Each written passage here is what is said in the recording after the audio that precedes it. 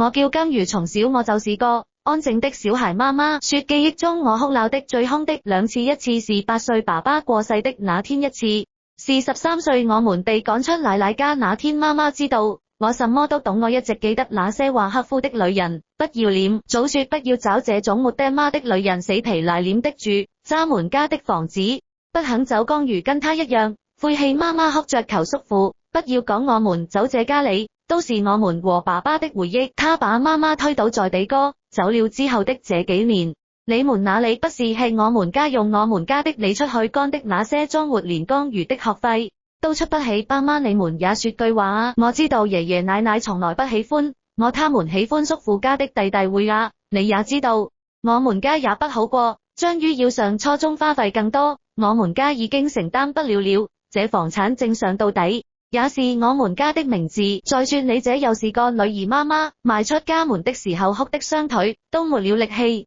但還是把我緊緊的留在懷裡。我們連同一堆行李像垃圾一樣被迎了出去，我也哭得很傷心。我們離爸爸越來越遠了，我和媽媽住進了一個小小的出租屋裡，我就只有媽媽，也只有我了。媽媽一直帶在身邊的一張小照片已經磨損的厲害，這是爸媽的結婚照，他被đặt在透明發黃的餐桌墊下面。媽媽每天都要出去工作，她找到了附近餐館的工作，雖然每天早出晚歸很辛苦，但好在待遇不錯。我的初中和高中離出中啊，都不遠，能自己上下學。我學會了用媽媽團好的菜給自己做飯，按時打掃衛生，檢查跳閘停電替換燈泡，做很多事。我們的生活漸漸好起來。媽媽愛養花，她慢慢的買了許多花草背在陽台架子上，我也幫着侍弄。那些花中有一種團束狀小白花最好看，媽媽說那是風信子，白色風信子的花語是沉默的愛。我點頭，我喜歡風信子的味道。生活很貧困，媽媽賺的錢加上她空餘時間打的外快，也就勉強夠我們日常生活和學費租金，但日子並不難熬，因為記憶裡的出租啊是擁擠及溫暖的，陽光在這被單上的味道，風吹過風信子的味道，還有媽媽擁我入睡時身上的味道，他們串聯着我後半個童年。高考那年我考上本地，也就是魔都最好的大學。查到成績那天，我們一起哭了很久。我說我要給媽媽換個大房子，我伸手去抹媽媽的眼淚，幫她整理碎髮。我再次細看她的臉，她卻已經憔悴的如同生了病。我沒想到媽媽是真的生了病，大一才上了半年不到，媽媽被查出乳腺癌晚期。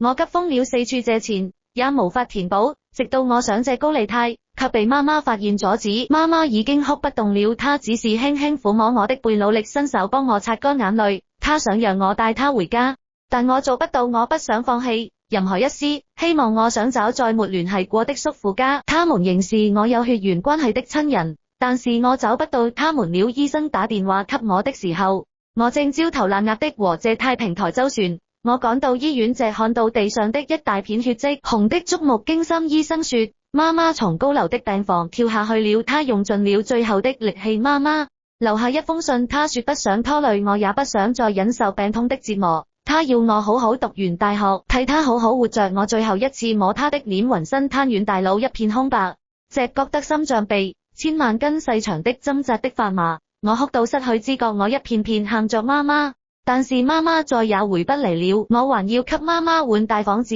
但是媽媽再也回不嚟了。你爸給你留了一本存摺，我這些年也陸續往裡面存了些錢，就裝在床頭櫃最下面，足夠以後的學費和生活費了。如媽，對不起你，媽媽走後，我徹底變成了一個人。我想過結束生命，我陷入絕望，但我知道我需要好好活下去。我常在宿舍樓頂望着魔都的萬家燈火，卻再也沒有一盞屬於我。我申請了助學金，一邊勤工儉學買了輛二手摩托，去學校附近找零工，找到了一家合適的小超市打工。超市老闆人很好，我們都叫他陳姐。陳姐常和我們聊天，發覺我處境困難，無依無靠，而他卻已經準備年底關了超市回家鄉做生意，因此常說要給我介紹一份新的工作，這讓我感到很溫暖。生活忙碌，忙得沒有時間傷心和喘息，漸漸的我被迫從痛苦中抽離了出嚟。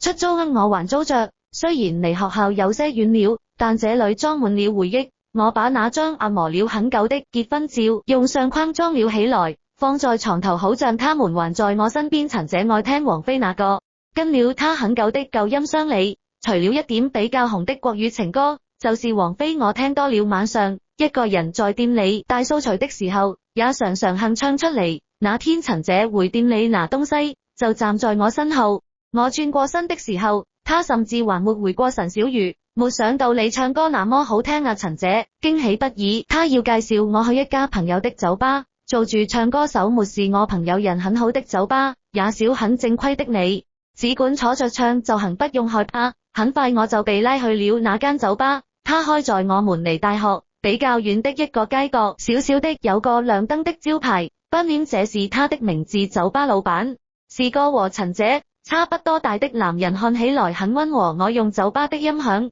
唱了首《愛與痛的邊緣》，他顯然愣住了。你天生適合這裡，他說那年是1999年，也是媽媽走後2年。酒吧的工作很輕鬆，待遇也不錯。我唱的大部分還是王菲，也有些大家都喜歡的情歌。小酒吧的獨特氛圍吸引了一些客人，大家對我很關照，我在這裡有了家的感覺。很多客人我都已經臉熟了，包括經常嚟這裡的一群大學生。那晚只有他們休息的時候，聽到台里哥說他們跟我一個大學，本來常在大學附近的酒吧聚會喝酒，後來有人無意間發現了這裡很喜歡，就帶着大家一起嚟了。就是他最中間的長髮那個里哥，向不遠處點了點頭，起身送走我。跟着他的目光抬頭，我認識這個女孩，雖是認識也不算，只是人群裡一眼就能看見她唱歌的時候，對視過幾次就記住了她。那天穿了吊帶和牛仔褲，她似乎很喜歡這麼穿，除了口紅，但看不出化了妝，笑得很燦爛。她是我見過最漂亮的女孩。她拿着酒，大概是有點醉了，突然抬頭看我，我挪開視線，慌忙的繼續唱歌。她起身走向李哥，就站在我身後。李哥放點現成的，把我躲在吧台後面。他在我旁邊坐下了。你很喜歡王菲嗎？他從口袋裡拿了根煙，剛想點又停住了，只是拿在手裡把玩。我點點頭，看到李哥端嚟2杯酒，請你喝的。他說。我愣住了，沒有回答，也沒有動作。他把其中一杯推向我，沒見過吧？這是我教李哥調的，喝吧。這只是一點味，美斯啦。我喝了一點，那是我第一次喝酒。他笑了，不再把玩那支煙，歪頭看我。聽老闆說過你也是慶大的。我仍點頭。他仍笑。你是不是隻會點頭啊？我真的隻會點頭。不知道為什麼心跳的厲害，隻覺得他靠我好近。他說他今年也大3讀的法語專業，和我一樣大。他也知道我讀文學，他早就問了很多關於我的事，但我還是想自己了解你。我轉頭看他，他的眼睛裡是燈光的倒影。我看到他扣在耳骨的耳釘和他脖子上的紋身，這是什麼花我也不知道，紋的時候隨便選的，我就覺得他最好看。他注意到我的視線，其實我知道這是什麼花，這是風信子。他拉起我的手，讓我撫摸他的紋身，很漂亮的紋身。我放下手的時候不小心劃過了他的吊帶。好看嗎？我自己撿的，掉了煙。他低頭去撿，好看。他抬起頭，我們相視一笑。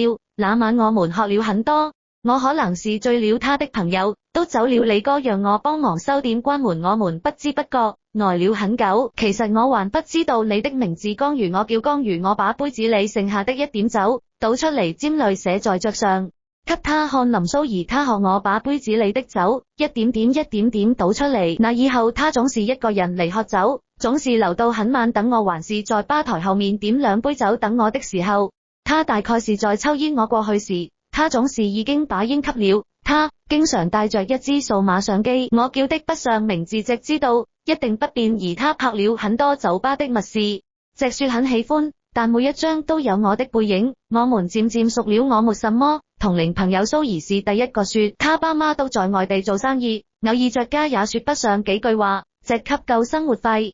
他也不住學校宿舍家，就在附近，家裡太冷清。我不喜歡一個人，我喜歡熱鬧點，聚會喝酒多熱鬧。他說上大學以前爸媽還沒那麼忙，那時候被管得很嚴，現在想換一種方式生活。我們真的很合拍，除了上課我們好像一直在一起。當有空的時候，他帶我去他家，他家很漂亮，但空落落的，我們可以看一上午的 DVD，然後不知不覺一起睡着我們放王妃，我跟着唱，他說他唱歌不好聽，不願意唱，我想聽，我們就鬧成一團。我們一起學到深夜，我讀書，他做題，他看我看過的書，但他的書我看不明白。我不懂法語，書本和紙張散落在沙發和地板上，我聽到鋼筆摩擦書頁的聲音，很安靜，也聽到心跳的聲音。你的名字用法語怎麼說？他擰了一下，抬起頭嚟笑了。mon 叫我 mon 我笨拙地重複。他把指尖放在我的唇上，希望是這麼發音。他的指尖涼涼的，我看着他有點走神了。mon 對了，那我以後就這麼叫你好了。他點點頭，手指離開我的嘴唇。他好像也有些走神了，他幫我除指甲油，我不願意，他說就除一隻手，是灰藍色的，他就一瓶這個顏色襯你好。看他看向我，灰藍色和他的眼睛一樣，霧蒙蒙的。他低着頭仔細的除，我感覺到他的氣息在指尖跳躍，他的睫毛長長的微微顫抖，似是龍卻仍然很淡。天早灰藍想告別天未晚，他輕輕彈唱了幾句，很好聽。暑假來得很快，我找了點零工，再加上酒吧的工作，希望能賺些錢空餘時間，我就騎摩托車載着修兒，穿越在魔都的大街小巷。他說他很喜歡坐摩托的感覺，那你要不要學我教你？不要，我喜歡你載我。他把頭靠在我肩上。修兒愛吃路邊的生煎包，他說他不喜歡從前爸媽愛帶他吃的那些西餐，那些蛋黃醬沙拉，不如小籠生煎好吃。我就給他買很多很多很多生煎包，太多了。他笑得眼彎彎。我把他嘴角的芝麻抹掉。有時候他會在人群裏消失，又忽然出現手裏拿着2串冰糖葫蘆。我本來是不愛吃糖葫蘆的，不知道怎麼也喜歡上了。我帶他嚟了出租屋，我們一起低弄那些花草，然後一起躺在鋪滿陽光的床上，在窗外結實的嘈雜聲中談天說地。他也看到了風信紙，我買了很多白色風信紙，這是我紋的花樣。他看向我，原來你早就知道。是啊，我早就知道。我撫摸他的脖頸，但他在你身上更好看。他的碎髮被進來的風吹亂了，擋住了眼睛。我輕輕幫他撥開白色風信紙的花語是什麼？他忽然湊近我，空氣裡是溫熱的清甜的花香，沉默的愛我看着。他就像看一株續傳的花，做我女朋友吧。他似乎是半開玩笑的說，我的心卻一下跳得飛快。我認真的，他的嘴唇試探着碰上我的嘴唇，涼涼的軟軟的，我們小心翼翼的接吻，我的心也被吹亂了。那個夏天很快結束了，那晚是1999年的跨年夜，我們說好一起在酒吧跨年，可他一直沒有嚟，直到我唱完最後一首歌，他都沒有嚟。我打了很多個電話，他一個都沒接，我着急的不知道怎麼辦。他可能是出了事。在我準備關門出去找他的時候，他闖了進來，直直的撲到我懷裡。他頭髮很亂，也沒穿外套，在我懷裡哭過不停。我抱着他，慌張的連一句怎麼了都問不出嚟。他漸漸在我懷裡平復了呼吸。我拿嚟2杯美美斯，他走去坐在沙發上，低着頭不看我。我放下酒，蜷在他面前，幫他理頭髮，給他擦眼淚，把吧台後面蓋腿的毛毯替他披上。我看到了他臉上紅腫的印子，紅得很刺眼，我卻什麼都說不出嚟。他跟我說過家裡的事，也說過他決定跟家裡坦白我們的事。他想要真正勇敢一次，可是結果似乎並不好，甚至比我們意料中還要糟糕。他低着頭，還是不說話。我安靜的在他旁邊坐下，輕輕搭上他的手，直到他開口，今天爸媽回來了。我說了我們的事，我說我喜歡女孩，只喜歡女孩，我為一個女孩子在一起了，我想永遠跟他在一起。他們很生氣，我爸打了我，然後就是我媽。他說我媽教出這樣的女兒，丟了他家的臉。他打媽比打我重，這些我都已經習慣了，但是從來沒感覺這麼疼過。我拿起那杯美美斯，冰的輕輕貼在他臉上，所以就算得不到允許，我們還是能在一起。既然你沒有提及我，我們還是能以朋友的身份在一起。他轉過頭壓住我拿着冰酒的那隻手，輕輕的讓我放下。我看到他臉上的紅印消退了些，真的可以嗎？他看着我，眼睛紅紅的，像反問又像懷疑。你真的這麼覺得嗎？一定可以。我反他的手，他輕輕掙脫，再次低下頭。我會跟他們說分手的，那我們呢？我們還是在一起。他抬頭，眼裡亮晶晶的。你說的一定可以，那天晚上像無數個在一起的日子一樣。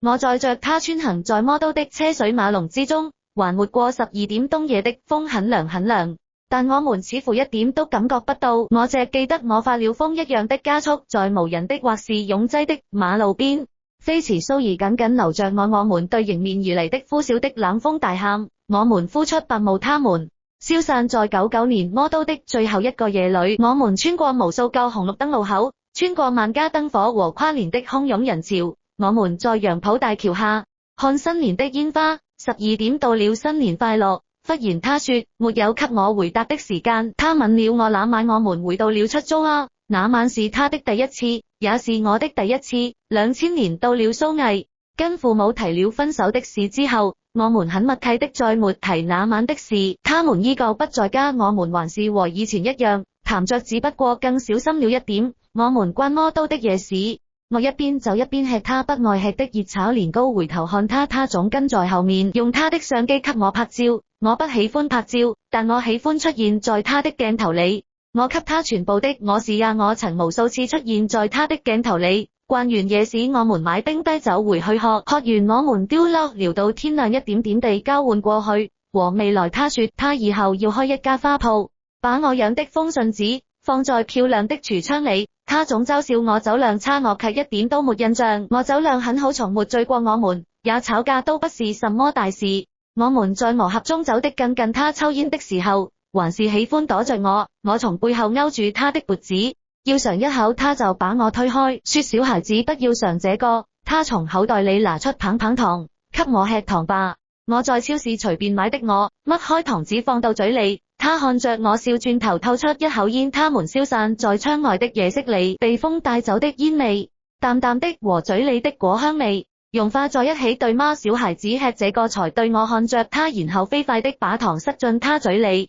他擰了一下笑了，他看着我眼睛亮亮的。我們也融化在夜色裡了。和他在一起的時候，分明每分每秒都是美好的，分明生活也本該這樣美好的。但是我錯了，我們很默契的再也沒提那晚的事，但也只是沒提罷了。我沒想過，或許我們沒辦法當做它從未發生。2001年4年的大學生活眼看就要結束，大家各奔東西。我拿到了學校的保研資格，留在了學校，而蘇毅的爸媽也回來為他安排好了工作。我仍去酒吧唱歌，我們的生活漸漸交錯開，不過還是盡可能找機會在一起。蘇毅爸媽在家的次數變多了，有時我們去出租屋，有時蘇毅按時回家。他通過了實習，而我開始寫作。這樣的日子並沒有持續多久，忘了。從那天開始，我們見面的機會越來越少，而蘇毅聲稱有事的時候也越來越多。我心裡有了猜疑，卻不願意多想。直到那天是我們的紀念日，我卻聯繫不上他。我帶着給他準備的禮物，一大束為他養的封信紙，還有他最吃的生煎包，去他家。我明白，似乎是時候該勇敢一次。開門的是他媽媽，一個舉止溫軟的女人。誰啊？安里傳嚟蘇兒的聲音。隨後他走了出嚟，他愣住了，我也愣住了。他身邊站着一個男人，一個陌生的年輕男人，看上去和我們差不多大。男人的手自然的搭在他的腰間。不好意思，我找錯門了。我幾乎是逃走的，給他準備的花壺禮物被我扔在了街邊的垃圾桶裡。我沒辦法再回想那晚是怎麼度過的。他並沒有給我回電話，只是傳嚟短信，只有短短的3個字：對不起，對不起。這樣的話你從未對我說過。那晚過後，我渾渾噩噩的在出租屋躺了一整天，直到門被敲響，你電話關機。我去酒吧沒找到你，想你應該是在這裡。他低着頭脫下外衣，他全身都濕了，但是懷裡的包卻沒有。我下意識想伸手幫他，又悄悄放下了他，動作頓了頓，半路上下了雨。我注意到他的聲音有些沙啞，我給他拿了毛巾。我們在餐桌旁坐下，就像我第一次帶他嚟這裡一樣。他低着頭輕輕擦乾臉上的雨水，擦滴水的髮絲，然後抬頭看我，他的眼睛比99年那晚更紅更腫，但沒有眼淚將於。我們需要好好聊聊。他像平時一樣溫柔的注視我說的話，卻冷淡至極。我多希望這是一場誤會，我多希望能聽到他的解釋，哪怕他真的犯了錯，哪怕他只是嚟寬慰我，我都會在一瞬間原諒他。但是他沒有。昨晚你看到的那個人是公司的同事，他家裏和我們家也在做生意，兩家在撮合我們什麼時候的事。他低頭迴避我的視線，沒有回答那些在你有事的時候不聯繫我的時候你在幹什麼。你這段時間在幹什麼？我原本只想迎合一下爸媽的意思，但他人很風度，對我也很好。跟他相處的時候，我一點點喜歡上他。我這感覺渾身冰冷，我幾乎說不出話。那我算什麼？如果不是我忘了我們的紀念日，發生了昨天的事，我真的不知道該怎麼跟你坦白。對不起，我對你已經沒有當初的感覺了。我們分手吧，這樣對你我都好。我難以相信這樣的話會從他嘴裡說出嚟，一切都太突然了，所以這不像是你說出嚟的話。你快告訴我你只是在開玩笑，快告訴我我們分手吧。江如，你還不明白嗎？我們相愛本身就是錯誤，而他是個男人，我和他們當戶對家裏也支持嫁給他。我會幸福，會比跟你在一起幸福。我永遠也忘不了那天晚上的門當戶對。你現在跟我說這根本不是你說的話。張如，他伸手摸我的眼淚，他的手冰涼。你會遇到比我更好的人，你讓我怎麼辦？林蘇怡，你讓我怎麼辦？我以後該怎麼辦？我揸住他的手，他輕輕抽走，再次迴避我的視線。如果你會以這種狀態繼續生活，我也會不知道怎麼辦的。拜託你懂事一點，你以前說的一定都不算數了嗎？他搖搖頭，我看見他眼裡的淚水，我太愛他了，我甚至不想看見他為難。我覺得我可能是瘋了。我說你走吧，什麼？他似乎有些驚訝。你走吧，以後我再也不會打擾你了。他擰了一瞬，把懷裡的包放在了桌上，這是給你的紀念日禮物。他拿上外衣，打開門。蘇怡，他回頭，你真的不愛我了嗎？放棄這段感情對你來說原來那麼容易嗎？他沒有回答我。我真的以為我們很了解彼此，不知道過了多久，我再次回到正常的生活。我換了號碼，我們再沒聯繫過。那天晚上在酒吧的時候，我又看見他，我們好像已經很久很久沒有見面了。他把脖頸的紋身洗了，穿了一條我從沒見過的長裙，還是點了一杯微美斯，也沒有再抽煙。他點了一首愛與痛的邊緣，他看着我就像在看一個陌生人。那是他最後一次嚟酒吧。2003年，聽李哥說他出國了，酒吧老闆不做了，我買下這間酒吧，改成了花鋪，店名依然叫 Bonnie。我在櫥窗裡擺滿了封信紙，我再也沒見過他。直到那天，一個男人走進嚟，要訂一束花送到一個再熟悉不過的地址。幾乎下一秒我就認出他在那段記憶裡心臟着像一根尖刺。送給我未婚妻。未婚妻是的，我們剛回國要結婚了。他笑得很燦爛，我一瞬間有些喘不過氣嚟。我做了一束玫瑰，送了一小束白色封信紙，在最裡面塞了一張卡片，我寫上贈安祝你幸福。多可笑啊！我真的希望他幸福，雖然這不是我想要的結局。那天晚上我留在了花鋪，我拿出了他送我的紀念日禮物，那是他的相機，裡面全是我和我們的照片，笑着哭着的，清晰模糊的，我翻嚟故去的，看止不住的哭，頭很暈，一瞬間痛覺取代了一切。隨後我看到了他，那是我記憶中的他，那是真實的他。他出現在花鋪門口，把玩着一支煙，笑着歪頭看我，他的眼睛裡是火光的倒影。我看到他扣在耳骨的耳釘和他脖子上的紋身。他說這幾年只是一個玩笑。我哭了，我點頭。他說我們在一起吧。我們在漂亮的櫥窗裡擺滿封信紙袋，你已經放上了。我仍點頭，他仍笑。你是不是只會點頭啊？我腦中浮現出無數個我們的瞬間。我叫林蘇怡，你要做個乖孩子。這是記憶中媽媽最常對我說的話。他們要求我成績優異，他們要求我的一言一行，他們要求我不能有自己的情緒，我的一顰一笑都必須在他們的掌控之中。他們說這樣我才能在那些飯局生意場上為他們長臉面，這些都是我應該做的。他們要求我在必要的時候保持沉默，必要的時候我明白是爸爸扇媽媽耳光的時候，是他扯着媽媽的頭髮把她摔在地上的時候，是他捲起皮帶一下又一下抽打在媽媽身上的時候，那條皮帶也常被他用嚟抽打我。於是我很快就學會了默不作聲，我不敢哭出聲，因為那樣會更疼。我不明白我們做錯了什麼，但媽媽說爸爸不開心的時候，我們做什麼都是錯的，所以只要想着自己做錯了事，身上就沒那麼疼了。爸爸是愛我們的。媽媽說不知道是對自己說的，還是對我說的。我學會了，我被他們封閉起來，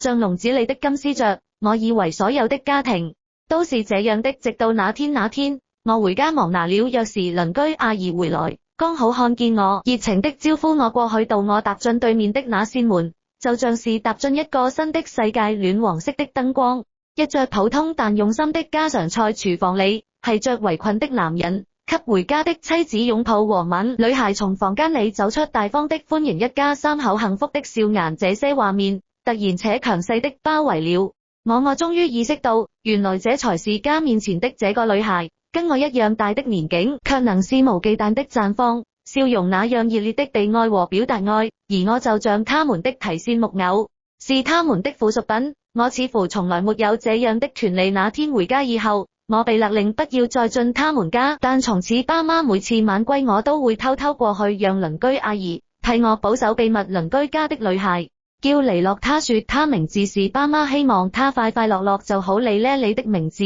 有什麼含義？我笑着搖搖頭，這些事我從沒聽他們說起過。在黎諾家，我第一次感受到被尊重、被關心，感受到有家的幸福，哪怕這種短暫的幸福像是偷嚟的，我也樂在其中。黎諾一家對我很好，一個看到我長裙下不經意間露出的傷痕，會幫我抹去疤的藥膏，但什麼也不會問。我們關係越來越好，我一得空就偷去找他，他也會在我發短信跟他求救的時候，及時的提一碗熱湯，敲響我家的門。他對我來說就像投入黑暗下氣中的一束陽光，可是這束陽光還是太耀眼了。迪洛陪着我度過漫長的3年，我向他告白，他答應會一直陪着我，卻在無形中一片片的向我提出要求。他無法理解為什麼我從不反抗，為什麼不能讓那些事暴露在陽光下，讓施暴者和壓迫者認識錯誤，接受教育和懲罰。他無法理解，因為他們是我的父母，因為他們不可能認識到錯誤。在我們上高中前暑假的最後一天，他離開了他給我寫了信，因為當面說不出口。他說他再也無法陪我忍受黑暗，但依舊希望我一切都好。在信的最後他說，哀其不幸，怒其不爭，可是我沒有選擇的權利。原來我從來沒有過，在突然意識到自己長大的時候，我已經進入了高中。爸爸打我的次數變少了，但媽媽被打的次數因此變多了。爸爸點了根煙，迎面嗆了我一口。他說女孩子大了，再打留疤不好看，以後就嫁不出去了。是啊，因為長得漂亮。我身邊有很多朋友，但是我知道我從來都是一個人。高2那年，我學會了抽煙，是同班幾個男同學教會我的。家裡對我的囚禁越發越接觸，這些其實就像無聲的反抗。我明白這種反抗傷害的是自己的身體，但這是我唯一能自己選擇的事。久而久之，它也成了我壓力和情緒唯一的宣洩口，就像是有天賦一般煙霧被熟練的過肺，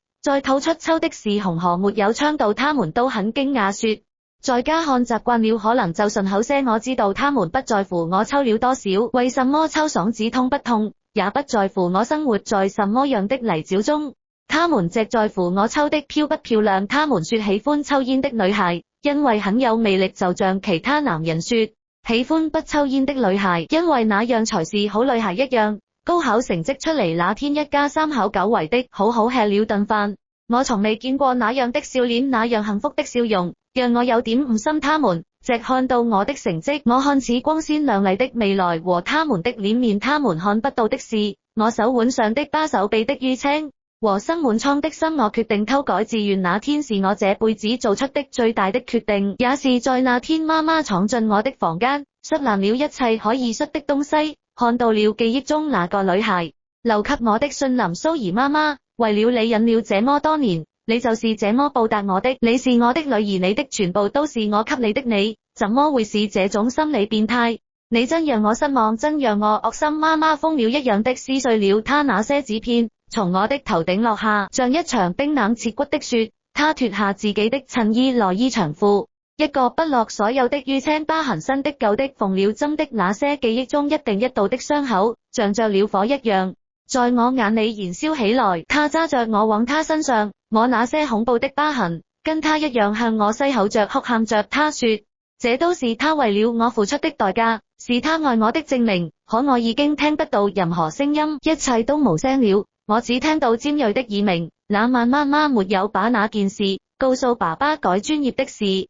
他也替我攬下了，換嚟的是一頓毒打。他嘴角的血腫脹的臉頰，眼裏的淚水。他習慣性的用雙手護住後腦，卻看向我的眼神，這些記憶中最恐怖的畫面再一次在眼前發生，我才明白他永遠不會停止，而我能做的只有服從和回報。上了大學以後，爸媽去法國做生意，說要為我鋪路，我的生活一下子自由了許多。雖然這都只是暫時的，我交了很多朋友，漸漸變得開朗些，對這個世界充滿新鮮感。有很多男人追求我，羞澀的、大方的、禮貌的、惡心的，有傻子也有瘋子，我不太理會這些。我害怕他們所有人的接近，害怕他們口中的愛和喜歡，害怕大家討論的戀愛與婚姻，或許是害怕找到一個像爸爸那樣的人，我也不知道。或許是我清楚自己喜歡女人，我清楚自己喜歡女人，卻不清楚自己喜歡什麼樣的女人，就像小說裡的情節一樣。直到我遇見他在 Berlin 一間開在街角的酒吧，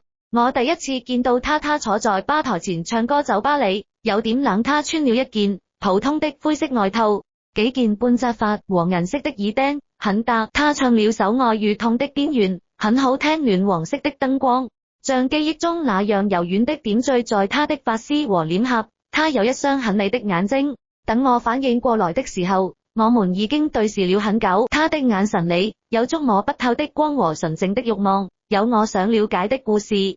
從那以後，我常嚟這間酒吧，有時候帶一群朋友，有時候是一個人。我用隨身帶着的相機給他拍照，沒有表情的笑着的看向我的閉住眼的我一張，也捨不得刪掉。在他唱歌的吧台後面，我漸漸跟李哥聊熟了。聽他說，我們剛好在一個學校，他學文學，我學法語。小魚的家庭情況不太好，是老闆的朋友介紹嚟的，大約是勤工儉學。作為答謝，我教李哥調了特製的味美斯酒，所以說今天還在那家聚。那天晚上，我穿了吊帶和牛仔褲，吊帶是我自己剪的，我很喜歡這麼穿。除了口紅，但沒有化妝。那天晚上，他唱了曖昧不知是誰點的，他反覆的唱，我拿着酒，感覺有點醉了。周圍的人聊天的聲音、搭訕的聲音、嬉笑的聲音一下子都消失了，我只能聽到他的聲音。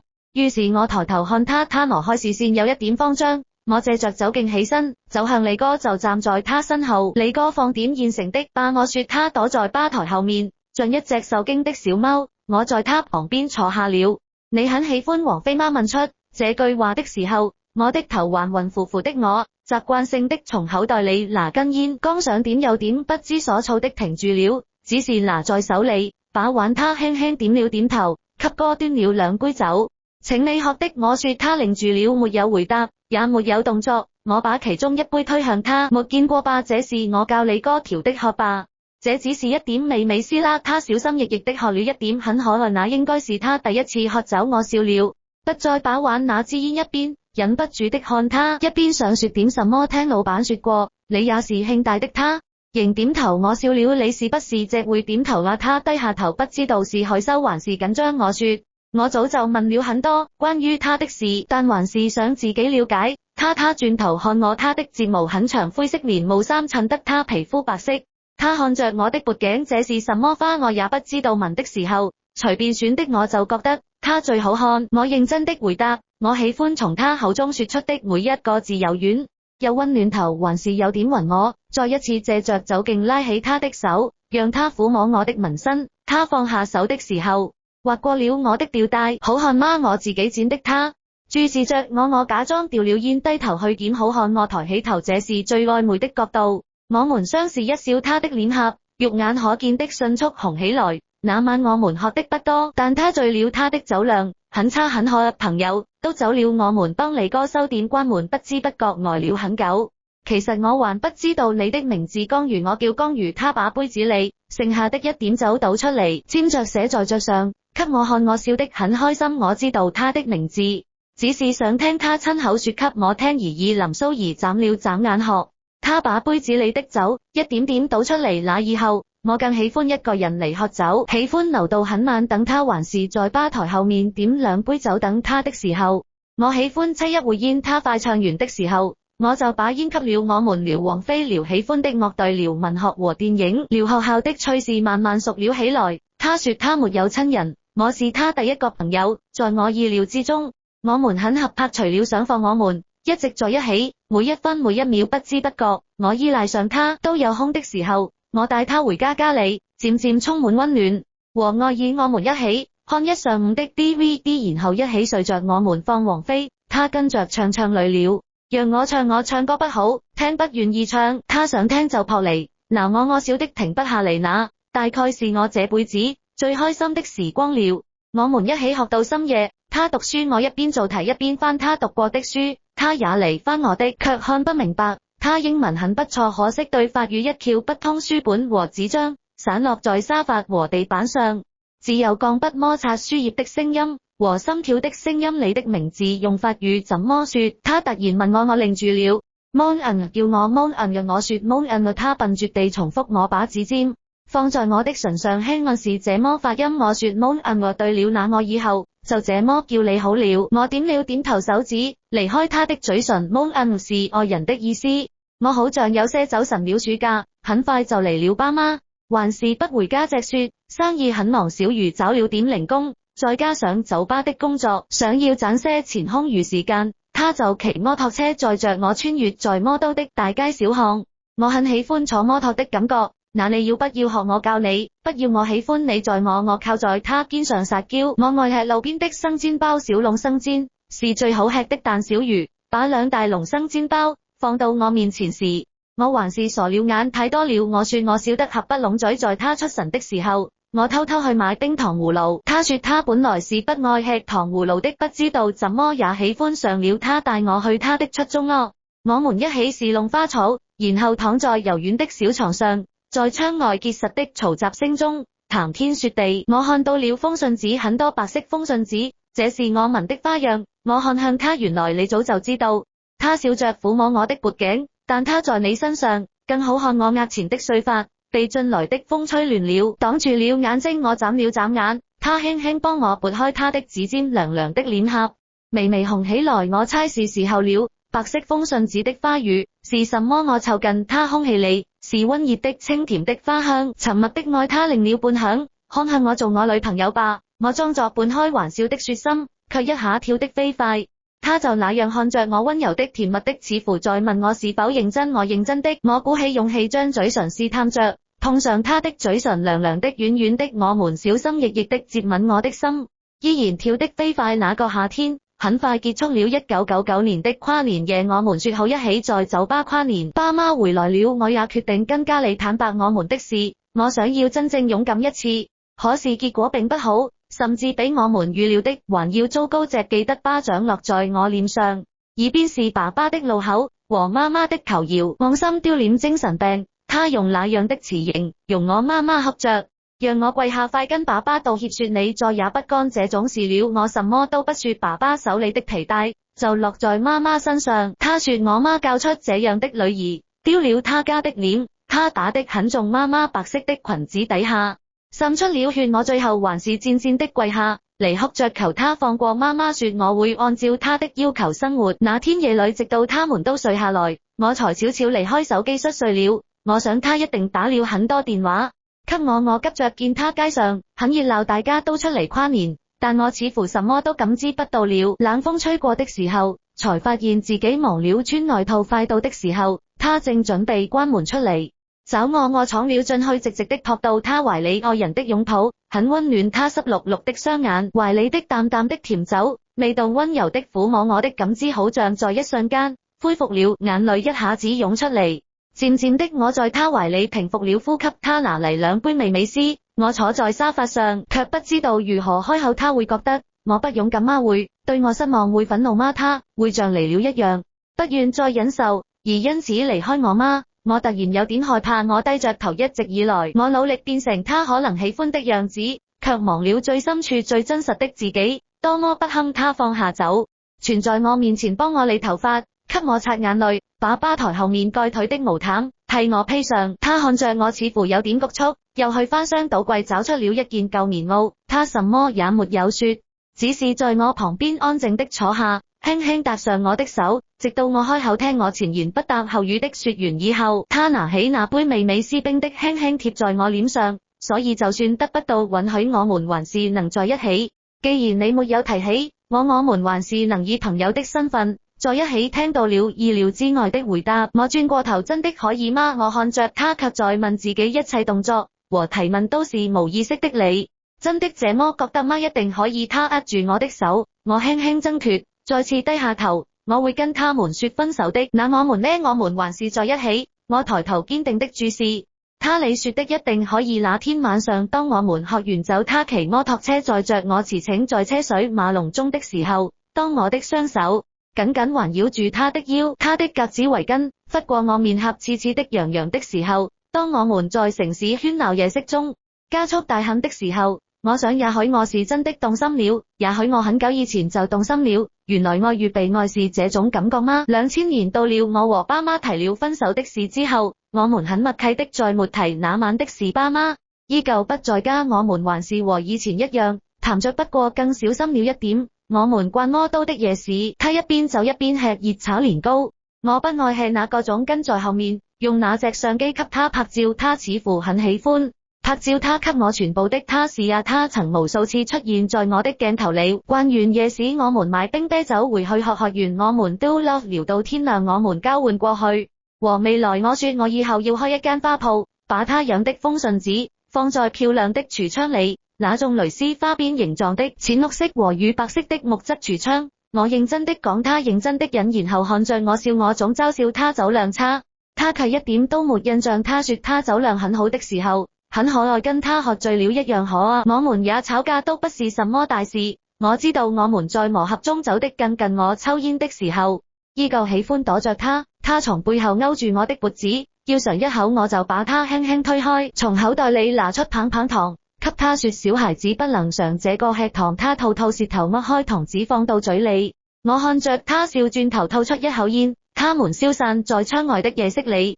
隨後嘴裡就充滿甜蜜的濃郁的果香。對嗎？小孩子吃這個才對。他看着我壞壞的笑，我擰了一下，也笑了。我們融化在夜色裡了。我們在一起的時候，分明每分每秒都是美好的，分明生活也本該這樣美好的，但是我們都錯了。我們很默契的再也沒提那晚的事，但我們卻沒辦法當做它從未發生。2001年，小瑜因為拿到學校的保研資格，留在了學校，爸媽也回來為我安排好了工作。去法國的事他們卻沒說。我們的生活漸漸交錯開，他仍去酒吧唱歌，我能去的時間卻少了很多。我們還是盡可能找機會在一起，爸媽在家的時間變多了。有時我們去出租屋，有時我按時回家。我通過了實習，而他開始寫作。這樣的日子並沒有持續多久。紀念日前一段時間，我常整理這幾年相機裡的照片，想把它們洗出嚟做成相冊，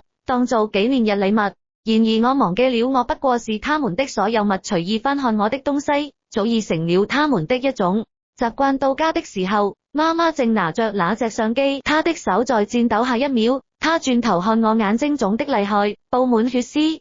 我頭皮發麻，她高高的舉起那隻相機，就在那一瞬間，我衝了上去，幾乎是用了全部的力氣搶走它。媽媽被我撞倒在地，她擰住了，我也擰住了，我的身體止不住的顫抖起來，卻沒有忘記把相機塞進身後的包裡。我想要去扶她，卻被她狠狠甩開。為什麼要這麼對媽媽？蘇兒媽媽為了你忍受了這麼多。我閉上眼睛，這些話從我記事起，她就說給我聽。在考習的時候，試圖反抗的時候，秘密地發現的時候，在所有違抗他們意願的時候，我已經不想再聽了。眼淚順着面頰流進脖子裡，一一的跟血流下來的感覺一樣。他瘋了一般的踉蹌起身，揸住我，他的指甲合着我的肩膀，合進肉裡，但我已經感覺得到疼痛。我被他拼了命的搖，被他揪着頭髮往牆上撞。他用發紅的雙眼死死的瞪着我，好像我是毀了他一輩子的仇人。媽媽，沒有工作，這家是你爸爸撐起來的。我為了你這麼多年來衣服順從着，就像寄生蟲。如果我沒有引導，現在怎麼維持這個家？怎麼給你最好的生活？林素兒，你到底跟我有什麼仇？什麼？我是你的媽媽，生你養你的媽媽，為什麼要一次再一次的騙媽媽？違逆媽媽？為什麼要做惡心的事？為什麼不能好好的回報媽媽，跟以前一樣，聽話？這些話在我腦中盤旋，他們早就在很久以前生根發芽，開出潰爛的花。看到媽媽衝進廚房拿刀揮向我，最後卻落在自己身上的時候，看到她手臂上深深淺淺的血痕，手腕上跟我一樣合破的疤，就像蜘蛛網的時候，看到我拼盡全力阻止她跪在我面前求我的時候，我的心如同被刀割一般。我打了120，她躺在我懷裡哭得像個孩子。她說：媽媽決定了，媽媽可以為你做任何事。蘇兒，如果那樣讓你快樂，那媽媽就先走了。你帶着她離開這個城市，離開這個家，永遠也不要回來。她的白髮和皺紋，她身上的傷，那些自己弄的不是自己弄的，他們喚醒一切扎根在我心裡，永遠無法逃避的罪感。我們無法逃避，一切都在慢慢潰爛。他為了我生活在水深火熱中，他為了我忍受的毒打和侮辱，將他變成一個徘徊於崩潰邊緣的瘋子。他從沒有得到愛，從來都只是男人的附屬品，家庭的犧牲品。他不是別人，是生我養我的媽媽。那為什麼我配得到愛，享受愛呢？那是多麼殘忍！罪的是江魚，我不能讓你跟我一樣陷入這片泥潭，讓我們的感情成為殺死媽媽的罪魁禍首。我不能讓我愛的人跟我一樣變成罪人，變成傷害另一個我愛的人。最鋒利的刀刃，我愛你，因為我愛你。我絕不能這麼做。你應該是清澈的、乾淨的、溫暖的，而不是被我沾染的、負罪的、腐爛的。我想我把自己繞進去了，我的所有一切記憶被喚醒了，在媽媽的病床前一片又一片回放，我把自己說服了。林素兒，你要離開他。媽媽的傷養好了以後，我們也沒再提那天的事。爸爸什麼都不知道，只知道快馬加鞭的為我物色一個結婚人選，一個能為他為這個家帶來利益的好女婿。我和他見面的機會越來越少，聲稱有事的時候也越來越多。那隻相機被我撞在了公司裡，那天是9月3日，我們的紀念日，而我卻被困在這裡，這個我從小長大的囚籠裡，和異常和諧的家人，還有一個總忍不住盯着我看的衣冠楚楚的男人，我們才象徵性的認識。不到1週，他已經很自然地留上我的腰。爸媽對此卻很滿意，一家人和和氣氣的討論訂婚的事宜，那些話在我聽來尤為刺耳，每個字都能把我的心扎出血嚟。就在那時，門被敲響了，記憶在一瞬回到小時候那個敲響家門救我的女孩。但此刻站在門外的是我無疾而終的愛人，是無法解救我的、無法再靠近我的愛人。他帶着給我準備的禮物，一大束封信紙，還有熱乎乎的生煎包，站在門口那樣可憐和局促不安。這場戲我知道我需要演下去，誰讓我換上明媚的笑？這是在無數場合中練就的最標準的那種。隨後我走了出去，他擰住了，因為我身邊站着一個男人，男人的手自然的搭在我的腰間，我十分的心卻笑得愈發燦爛。不好意思，我找錯門了。他沒有再看我一眼，他幾乎是逃走的。我無法再回想那天晚上是怎麼度過的。他給我打了幾十個電話，我一個也沒有回，只是傳去短信，只有短短的3個字，對不起，對不起，這樣的3個字。我打了很久，那晚過後他沒有再找我，我準備好了睡池，那頭卻關機了。我擔心他出了什麼事，臨時請了假去學校和酒吧，找他都沒有找到。或許他在那裡，夜裡下起大雨，我沒帶傘，只能把手裡要帶給他的那隻相機緊緊裹在懷裡，就像99年那晚一樣，我不顧一切的飛奔。只不過今時不同，往日那晚我急於投向他的懷抱，而今晚我決意離開他的懷抱，雨水混雜着淚水，讓整個人都濕透。要你電話關機，我去酒吧，沒找到你，想你應該是在這裡。門被打開後，我鬆了一口氣，走進門，脫下了外衣，索性懷裡護着的包沒事。他看着我，眼睛水腫的厲害，凌亂的髮絲貼在他臉上，他垂下眼簾，我動作動了，但半路上下了與他拿嚟毛巾，卻只是生硬的帶給我。我們在餐桌旁坐下，就像他第一次帶我嚟這裡一樣，輕輕擦乾臉上的雨水，擦滴水的髮絲，然後抬頭看他。剛如我們需要好好聊聊，我發覺我的嗓子有些沙這樣叫他還是在初次認識的時候了。昨晚你看到的那個人是公司的同事，他家裡和我們家也在做生意，兩家在撮合我們什麼時候的事。我低頭迴避他的視線，沒有回答那些，在你有事的時候，不聯繫我的時候，你在幹什麼？你這段時間在幹什麼？我原本只想迎合一下爸媽的意思，但他人很風度，對我也很好，跟他相處的時候，我一點點喜歡上他，我這感覺，渾身冰冷，他的每一個字都讓我心痛，那我算什麼？如果不是我忘了我們的紀念日，發生了昨天的事，我真的不知道該怎麼跟你坦白。對不起，我對你已經沒有當初的感覺了，我們分手吧。這樣對你我都好。說出那些話的感覺是那樣不真實，但他的眼睛告訴我這一切都是真的，我依舊在真實的傷害他傷，而這不像是你說出嚟的話。你快告訴我你只是在開玩笑，快告訴我們分手吧。江如，你還不明白嗎？我們相愛本身就是個錯誤，而他是個男人，我和他門當戶對，家裏也支持嫁給他，我會幸福，會比跟你在一起幸福，我永遠也忘不了那天晚上的門當戶對。你現在跟我說這根本不是你說的話，將於我伸手抹他的眼淚，這或許是我最後一次觸碰他。你會遇到比我更好的人，你讓我怎麼辦？林蘇兒，你讓我怎麼辦？我以後該怎麼辦？他揸住我的手，我輕輕抽走，再次迴避了他的視線。如果你會以這種狀態繼續生活，我也會不知道怎麼辦的。拜託你懂事一點，你以前說的一定都不算數了嗎？我搖搖頭，不算數的。你是我唯一的愛人，你是我這輩子唯一的個人。在心裡說出這句話的時候，我腦中嗡嗡作響。他說你走吧，什麼你走吧，以後我再也不會打擾你了。我愣了很久，或許只有一瞬，然後我將懷裡的包拿出嚟放在了桌上，這是給你的紀念日禮物。幾乎下一秒我便拿上外衣打開門，我不敢再看他，所以我回頭。你真的不愛我了嗎？我愛你。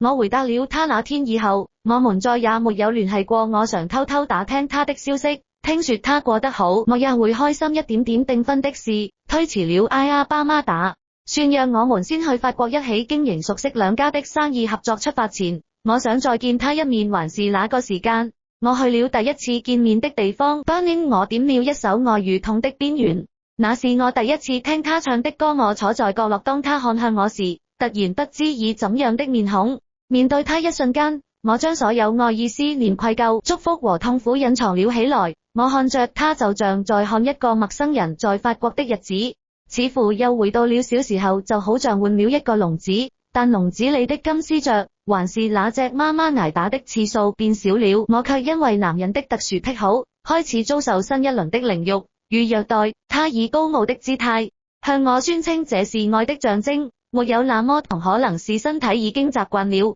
我仍想着他。2003年聽李哥說，酒吧老闆不做了，他買下了那間酒吧，在法國住了幾年後，我們回國結婚。我被困在新房子裡，是一件又一件婚紗。那些我在夢中幻想過和他一起穿的婚紗，男人回來了，他手裡拿着兩束準備好的花，一束嬌豔的紅玫瑰蛾，這一束是花店的人送的，那是一小束白色封信紙，是記憶中的模樣。我直接過了他，我注意到自己的雙手有些顫抖，花間深處有張小卡片，我輕輕取出，帶着一陣清甜的花香，上面寫着贈夢，祝你幸福。我的淚一下子湧出嚟，等我反應過來的時候，我已飛奔出去，全然忘了自己還穿着婚紗和高跟鞋。我摘掉手上水藍色的鑽石訂婚戒指，將它丟進下水道裡。我發現自己做不到，這麼多年我還是做不到真正離開他。我的思念、痛苦、愧疚、愛意和不捨無時無刻不再提醒我，不要再徘徊於愛與痛的邊緣，真正勇敢一次吧。然而一切都已經晚了，趕到 Berlin 的時候，我才發現這裡被他改成了花布，那是我們的夢想。是的，我是從焦黑發爛的殘骸中依稀辨認出的他，還是把封信紙放在了漂亮的櫥窗裡，那種蕾絲花邊形狀的淺綠色和乳白色的木質櫥窗，它們被烈火摧殘的不成樣子，僅殘存一點形狀和顏色。家譜紙電腦老化嚴重了，一直沒有注意。昨晚電腦起火，人還留在裡面，我們能鋪的都嚇壞了。消防嚟的時候早就晚了，一把火把這裡全燒了。我跪在地上，一片一片叫他的名字，我一片一片叫他的名字，好像這樣他就能回到我身邊。像有千萬根針將我的頭皮扎得發麻，將五臟六腑連同心臟扎出血嚟，我什麼都聽不到了，連尖銳的耳鳴都聽不到了，這覺得特別痛，你很痛吧小魚？你是不是很痛？很痛，可是他聽不到，也無法回答。我了我的所有愛與希望，我美好的夢和寄託的幻想，都伴隨着一起化為灰燼了。再也沒有人這麼叫我了。